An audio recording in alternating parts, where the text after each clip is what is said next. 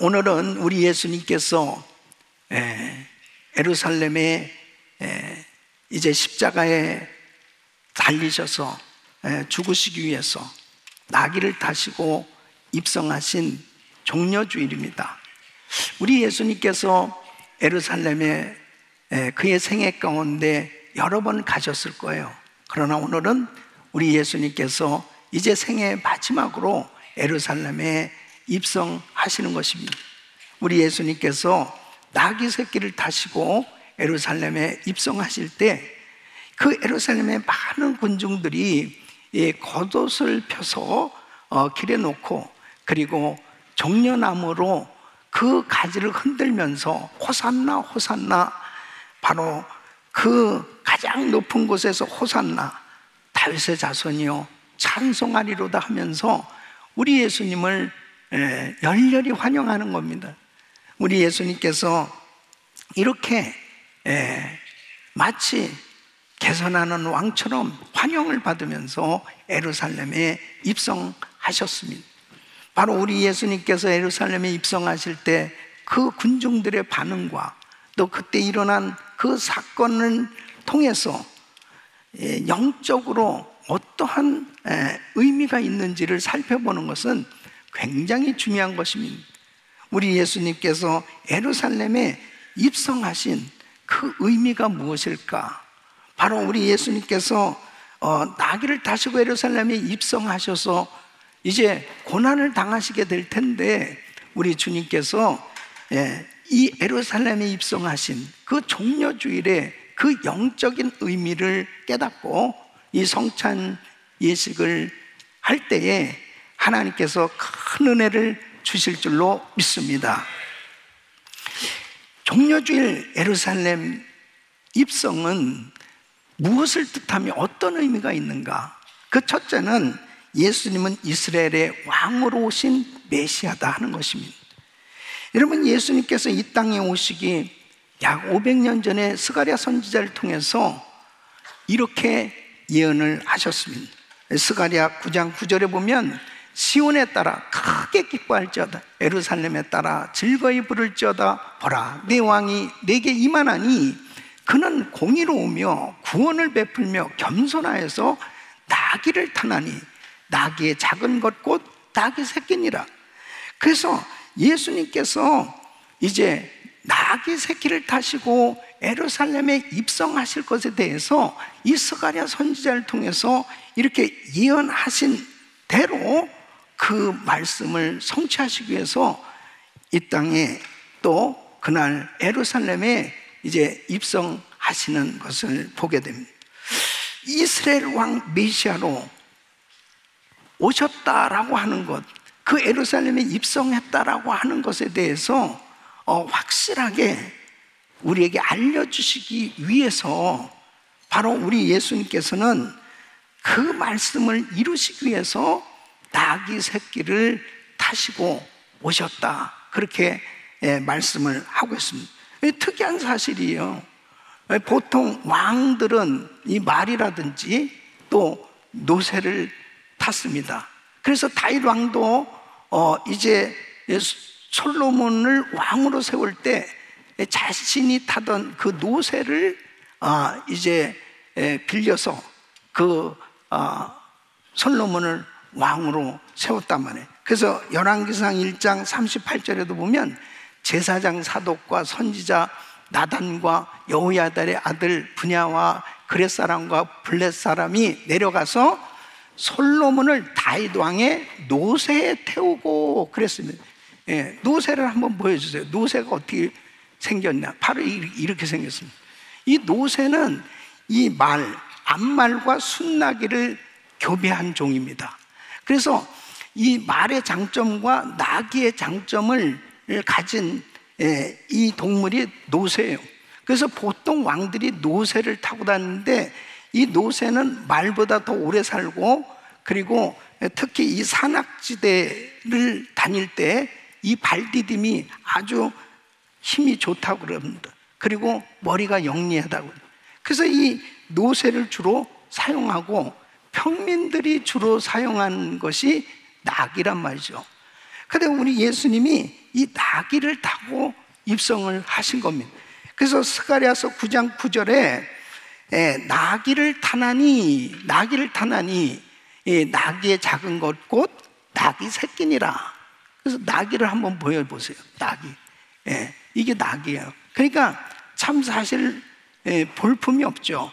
근데 저 나귀 가운데서도 나귀 새끼를 타셨으니 얼마나 주님이 정말 이렇게 타신 그 모습을 한번 생각해 보십시오. 참 초라한 모습이잖아요.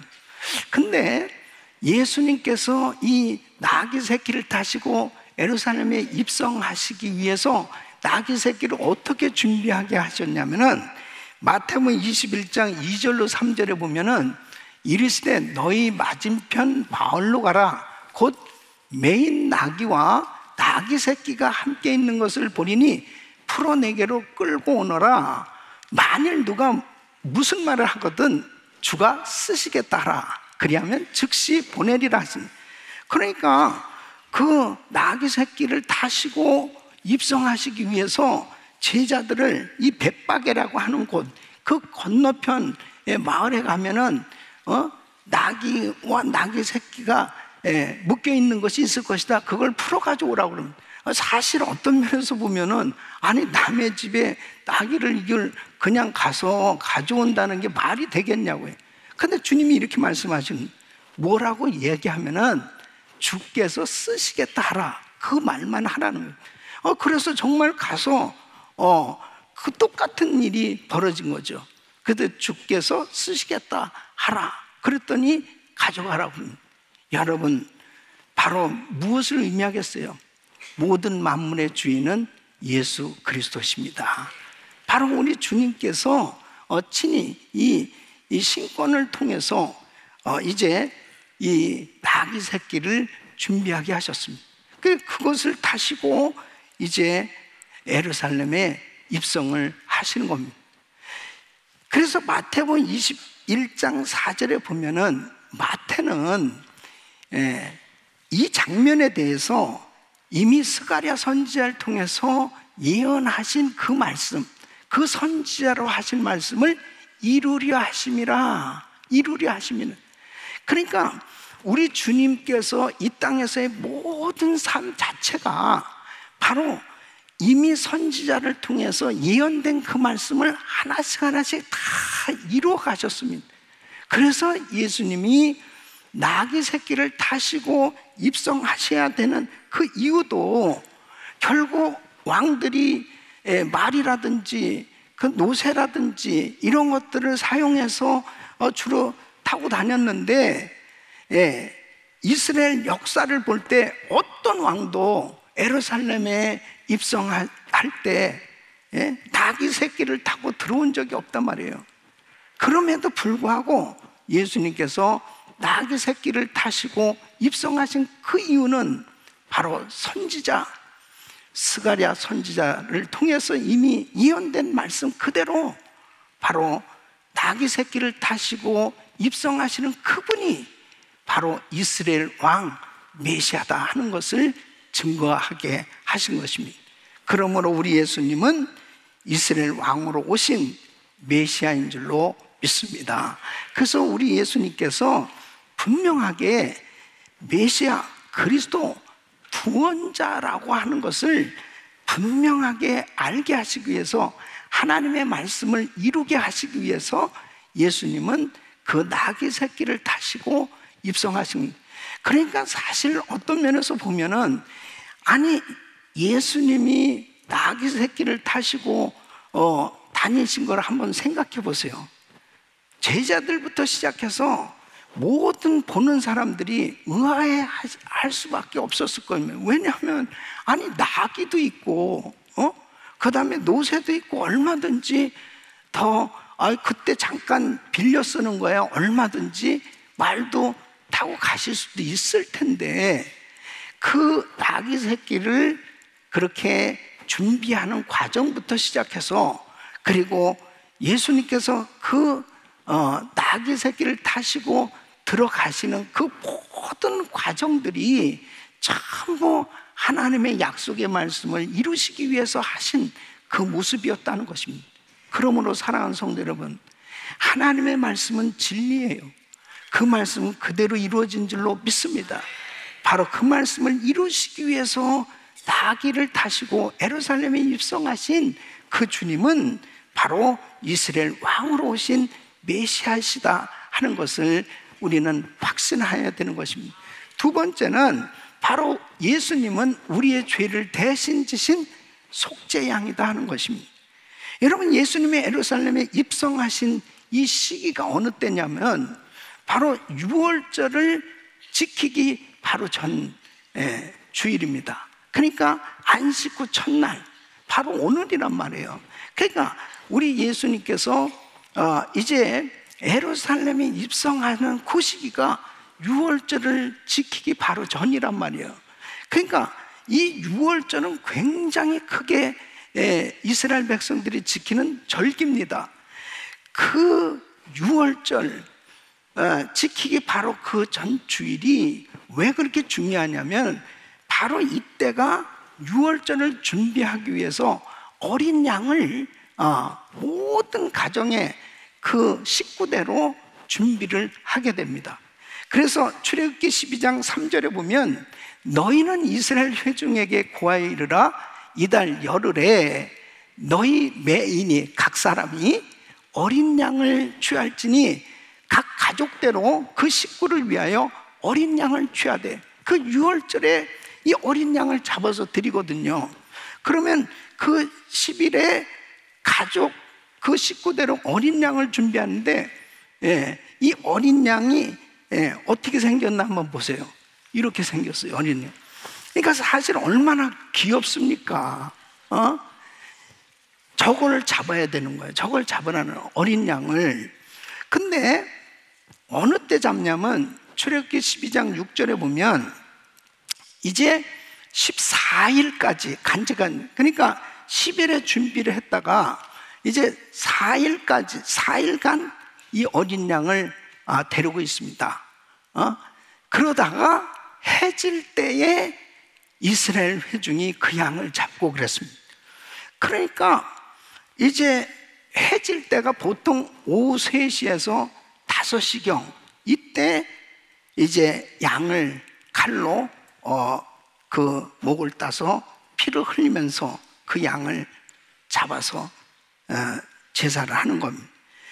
그러니까 우리 예수님께서 예루살렘에 입성하신 그날, 바로 다른 문에서는 대제사장이 이제 그 어린 양을 성경대로 골라서 이제 흠없고 아주 하나님 앞에 드릴 수 있는 그런 어린 양을 준비해서 예루살렘으로 가져오는 거예요. 그래서 그때 예루살렘에 입성하신 우리 예수님은 바로 세례 요한이 요한복음 1장 29절에 이렇게 표현하고 있잖아요. 이튿날 요한이 예수께서 자기에게 나오심을 보고 가로되 보라, 세상 죄를 지고 가는 하나님의 어린 양이로다. 우리 예수님은 나귀 새끼를 타시고 예루살렘에 입성하시는 그 장면은 마치 사람들이 환호성을 치면서 호산나, 지금 우리를 구원하소서, 지금 우리를 구원하소서 하면서 그 예수님을 환호했죠. 예수님은 죽은 자도 살리셨어요. 예수님은 문둥병도 고치셨어요. 예수님은 기적을 행하시면서 보리떡 5개, 물고기 2마리 가지고 5,000명을 먹이고 12강주를 남기는 그런 엄청난 기적을 행할 때 얼마나 많은 사람들이 환호성을 치면서 예수님을 왕으로 추대하려고 했습니까? 그러니까 그 예수님을 왕으로 모시자. 그러한 예수님의 기적을 경험한 사람들은 예수님께서 예루살렘에 입성할 때 로마 제국으로부터 정말 이제 우리를 그 속박에서 벗어나서 진정한 자유의 나라로 그렇게 회복시키실 분은 저분 아닐까? 그런 기대감 가운데서 아마 호산나 호산나 우리를 구원하소서 그렇게 외쳤을 것입니다. 그러나 우리 예수님은 죽으시기 위해서 예루살렘에 입성하셨는데 온 인류의 죄를 다 담당하시기 위해서 바로 죄로부터 구원하시는 일이 로마 제국으로부터 해방받는 것보다 더 중요한 일이기 때문에 바로 모든 인류의 죄를 담당하시기 위해서 우리 예수님 죽으시기 위해서 예루살렘에 입성하신 줄로 믿습니다. 그러니까 바로 그 예수님께서 이제 십자가에 달리실 때는 오전 9시였습니다. 근데 우리 예수님이 십자가에서 운명하신 시기가 바로 오후 3시예요. 그러니까 참으로 신기한 것은 보통 어린 양을 잡아서 그렇게 드리는 그 시기가 오후 3시부터라면 우리 예수님 속죄양으로 온 인류의 죄를 담당하시기 위해서 오후 3시에 예수님은 십자가에서 운명하신 것입니다. 사랑하는 성도 여러분, 바로 우리 주님이 속죄죄, 그 속죄양으로 우리를 위해서 십자가에서 희생당하시지 않았으면 우리에게는 그 영원한 저주받아 지옥에 들어갈 수밖에 없는 그 죄가 해결될 길이 없는 거예요. 바로 우리 예수님은 속죄양으로 우리의 모든 죄를 담당하시고 자신을 드리신 줄로 믿습니다. 그래서 종려주일은 예수님께서 예루살렘에 입성하셔서 어린 양으로 속죄양으로 자신을 드리시기 위해서 오셨다. 복음의 핵심은 어린 양 대신 예수 그리스도의 희생인 것입니다. 바로 그 주님의 희생으로 인해 우리의 모든 죄가 사함받게 되어 그리고 우리는 진정한 자유함을 얻게 된 줄로 믿습니다. 2006년 1월 2일 미국의 웨스트 버지니아주의 롤먼스빌 이 광산의 갱도가 무너졌습니다. 그때에 13명의 광부가 이 지하 78m 이 갱 속에 갇히게 되었습니다.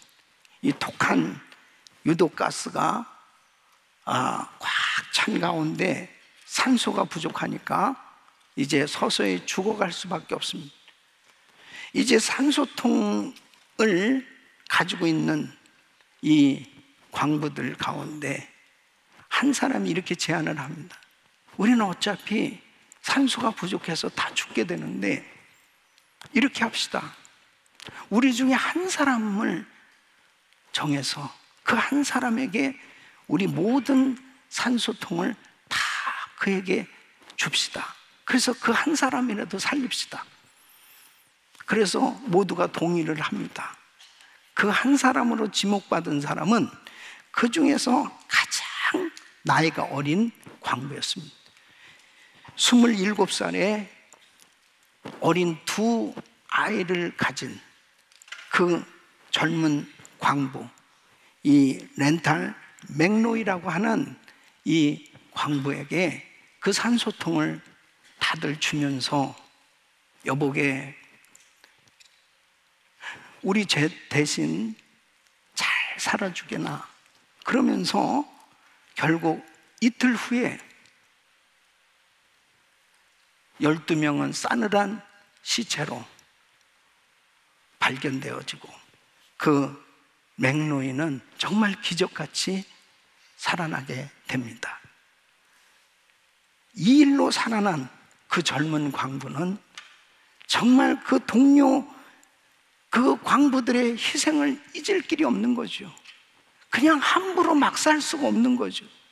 자기는 덤으로 산 그 삶을 너무 소중하게 여기면서 그 동료들의 희생에 그 사랑을 잊지 못하고 정말 갇히고 보람된 그런 인생을 살게 되는 것이죠. 사랑하는 성도 여러분, 우리가 그 속죄 양으로 우리들의 죄를 위해서 십자가에서 죽으신 우리 주님, 어린 양으로 우리의 모든 죄를 담당하시고 죽으신 우리 주님의 그 희생의 사랑은 바로 하나님이 세상을 이처럼 사랑하사 독생자를 주셨으니 바로 하나님께서 우리를 향하신 최고의 사랑인 줄로 믿습니다. 그 주님의 희생이 아니었으면 우리는 영원히 지옥에 갈 수밖에 없는 거예요. 그 어린 양 대신 예수, 그 속죄양으로 우리를 위해서 친히 희생하시고 죽으신 그 주님의 사랑을 깨닫는 사람은 우리의 인생을 함부로 살 수가 없어요. 막 살 수가 없습니다. 함부로 우리의 삶을 그냥 대수롭지 않게 보낼 수가 없어요. 우리는 그 십자가에 희생당하신 그 주님의 사랑을 늘 기억할 때 그 주님의 사랑에 감격하면서 정말 우리도 그렇게 사랑으로 이웃을 섬기며 또 정말 열매 맺는 그런 보람된 인생이 되는 줄로 믿습니다. 우리 가정도 정말 열매 맺고 그런 보람된 그런 아름다운 가정을 이루기 위해서는 바로 우리 주님의 그 속죄양 대신 우리 주님의 그 희생적 사랑, 그 사랑으로 섬길 때 바로 우리 가정이 그렇게 아름다운 가정이 될 수 있는 거예요. 우리 가정교회도 역시 마찬가지고 우리 교회 모든 공동체에서도 누가 정말 이렇게 희생적인 사랑으로 섬길 때 바로 그 공동체는 정말 아름다운 사랑의 공동체로 그리고 정말 보람된 그런 인생으로 변화되어지는 그런 공동체로 세워질 수 있는 것입니다. 그것은 바로 하나님의 방법은 십자가예요. 그 십자가의 희생, 우리의 죄를 친히 짊어지시고 속죄양으로 드려진 예수님, 그 주님의 희생적 사랑, 이 사랑을 가지고 우리 이웃을 섬기고 우리 가정교회를 섬기고 우리 부서를 섬기고 이 사회 공동체를 섬긴다고 해보세요. 살리는 일이 계속 일어나게 될 줄로 믿습니다. 이런 삶이 될 수 있기를 예수 이름으로 축원합니다. 세 번째는 예수님은 마귀의 사망 권세를 이기시고 부활하신 하나님이십니다. 예수님께서 예루살렘에 입성하실 때 사람들은 호산나 다윗의 자손이여 하면서 외쳤습니다. 여러분, 여기서 다윗의 자손이요, 다윗의 자손이라는 것은 바로 메시아입니다. 그리스도입니다. 구원자이십니다. 그런 뜻이에요. 그래서 마태복음 21장 9절에 보면 앞에서 가고 뒤에서 따르는 무리가 소리질러 가로되 호산나 다윗의 자손이요 찬송하리로다. 주의 이름으로 오시는 이여 가장 높은 곳에서 호산나 하더라. 이렇게 외쳤습니다. 하나님께서 다윗에게 이렇게 약속을 하셨어요. 사무엘하 7장 12절 13절 보면 내 수완이 차서 내 조상들과 함께 잘 때에 내가 내 몸에서 날 자식을 내 뒤에 세워 그 나라를 견고케 하리라. 저는 내 이름을 위하여 집을 건축할 것이요 나는 그 나라 위를 영원히 견고케 하리라. 여러분, 물론 바로 이 말씀은 이제 다윗을 위해서 뒤를 이어서 이제 솔로몬을 세워서 이 솔로몬을 통해서 성전 건축할 것을 말씀하죠. 그런데 여기서 나는 그 나라 위를 영원히 견고케 하리라 이런 말씀입니다. 여러분, 이 세상의 모든 왕조는 영원할 수가 없습니다. 근데 영원히 견고케 되어진 왕위는 오직 만왕의 왕 예수 그리스도인 줄로 믿습니다. 바로 하나님의 나라, 그 메시아를 의미하고 있는 거예요. 그래서 예수님께서 이제 나귀를 타시고 예루살렘에 입성하실 때 사람들이 호산나, 우리를 구원하소서, 지금 구원하소서, 그런 뜻이에요. 바로 당신은 메시아입니다, 다윗의 자손이요, 이렇게 외칠 때 여러분 한번 생각해 보세요. 우리 예수님이 정말 나귀 새끼를 타시고 예루살렘에 들어오셨는데 사람들은 와, 이분이 정말 메시아입니다, 그렇게 외칠 때 예수님께서 어떤 반응을 보이셨어요? 예수님은 정말 겸손하신 분인, 겸손하셔서 나귀를 타시고 오셨다고 이렇게 말씀하고 있는데 예수님께서 여러분 나한테 이렇게 하지 마세요. 그렇습니까? 나한테 이런 식으로 대하지 마세요.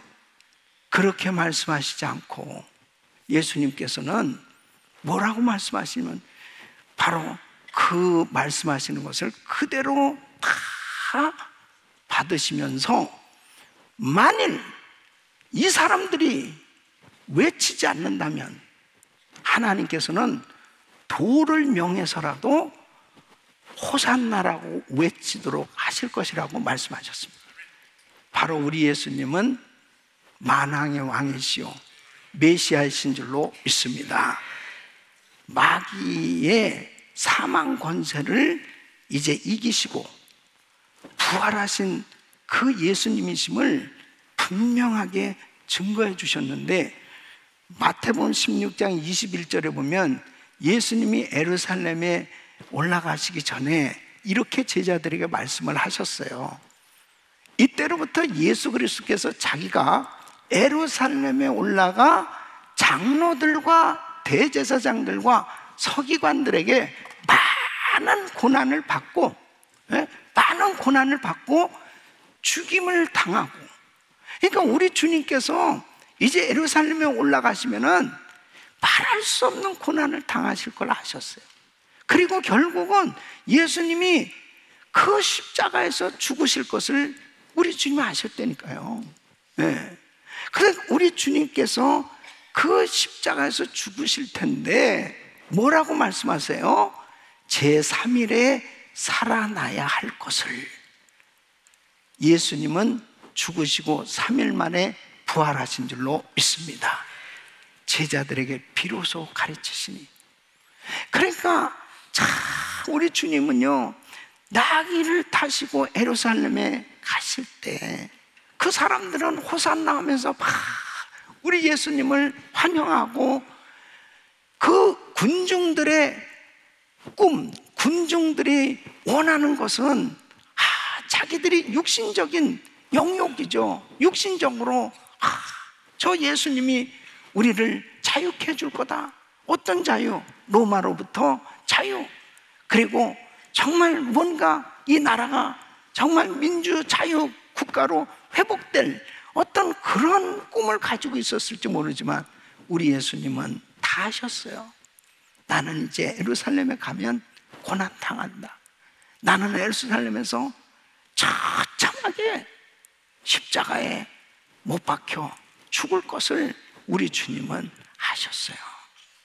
그럼에도 우리 주님은 묵묵히 나귀를 타시고 예루살렘에 입성하셨습니다. 그리고 그 길을 걸어가셨어요. 사랑하는 성도 여러분, 예수 그리스도를 믿는 우리들이 오늘 이 종려 주일을 맞이해서 다시 한번 내가 주님을 찬양해야 될 그 이유가 뭔가? 바로 이스라엘 군중들처럼 그냥 예수님을 향해서 호산나 호산나 종려나무 가지를 흔들면서 그 하나님을 찬양하는 것이 정작 내 육신의 삶에 어떤 어려운 문제가 해결되어지고, 마치 그 예수를 잘 믿으면 내 삶의 육신의 문제가 다 해결되어지는 그런 환상적인 것을 그리면서 하나님을 찬양할 수도 있어요. 그러나 우리 예수님은 우리에게 정말 주시기 원하시는 것은 십자가를 통해서 그 주님께서 흘리신 피, 그 보혈의 능력으로 죄사함을 주시기를 원하시는 것입니다. 영원한 생명을 주시기를 원하시는 것입니다. 죽어도 살겠고 무릇 살아서 나를 믿는 자는 영원히 죽지 아니하는. 어제 제가 정말 우리 집사님 가운데 이렇게 이제 몸이 오랫동안 참 쇠약한 가운데 지내다가 이 호흡이 곤란해서 이제 병원에 입원해서 산소호흡기를 끼고 정말 힘든 가운데 있는 집사님을 어제 병원을 찾아가서 집사님을 붙들고 하나님의 말씀을 통해서 같이 기도하는 시간 가졌는데, 집사님은 예수 그리스도를 믿기에 하나님의 딸이 되었고 오늘 이 세상을 떠나도 영원한 천국이 준비되어 있기 때문에 하나님께서 집사님을 얼마나 사랑하신 그 영원한 천국, 그 천국이 우리에게 준비되어 있기 때문에 우리는 두려울 것이 없다. 근데 우리 집사님이 그 호흡기를 낀 가운데서 아멘 하면서, 내 손은 정말 잡지 못했지만 그 가운데서 얼마나 입술로 소리가 분명하게 아멘 하고 그 눈이 초롱초롱 빛나면서 확실한 확신을 가지고 함께 기도하는데 얼마나 감사한지요. 예수 그리스도를 믿는 우리에게는 정말 죽음 앞에서도 두려움이 없이 그 영원한 천국에 대한 이 분명한 확신을 가진 사람은 담대하게 하나님을 향하여 찬양할 수 있는 줄로 믿습니다. 죽음을 앞에 두고도 두려워하지 않고 그 영원한 천국을 바라보면서 그렇게 하나님을 향해서 감사할 수 있는 것은 십자가의 은혜, 이 십자가의 놀라운 사랑, 이 십자가의 구원을 바로 우리 주님이 우리에게 주시기 위함. 바로 종려주일에 우리가 받아야 될 교훈은 왜 예수님 나귀를 타시고 예루살렘에 입성하셔야 된 나를 위해서, 내 죄, 영원히 저주받아 지옥 갈 수밖에 없는 이 내 죄 해결하여 주시기 위해서 속죄 양으로 죄 없으신 하나님이 자신을 드리시기 위해서. 남들은 다 살려고 하지만 우리 주님은 죽으시기 위해서 예루살렘에 입성하셨습니다. 사랑하는 성도 여러분, 주님은 아버지 뜻이 십자가에 못 박혀 속죄양으로 바쳐지는 것을 아시기에 이 사명의 길을 묵묵히 가셔야 됐습니다. 이 사명의 길은 외로운 길이요, 이 사명의 길은 고통스러운 길이지만 우리 예수님께서 순종하셔서 십자가 지셨을 때 그 길은 영광의 길이요, 온 인류를 구원하신 생명의 길인 줄로 믿습니다. 사랑하는 성도 여러분, 우리는 이제 사명 따라 살아야 되는 거죠. 사람들은 저마다 예수를 향해서 환호성을 지르면서 찬양하는 그 중심이 나름대로 다 자기 생각들이 있을 거예요. 그러나 우리는 바로 이 복음을 확실히 깨닫고 아직도 예수를 모르고 살아가는 수많은 사람들을 향해서 이 생명의 복음을 전해줘야 될 이 사명, 그리고 우리는 진정으로 속죄양 되신 예수 그리스도, 이 복음을 확실히 깨닫고 이 복음을 전하며 사명의 길을 걸어갈 수 있기를 예수 이름으로 축원합니다.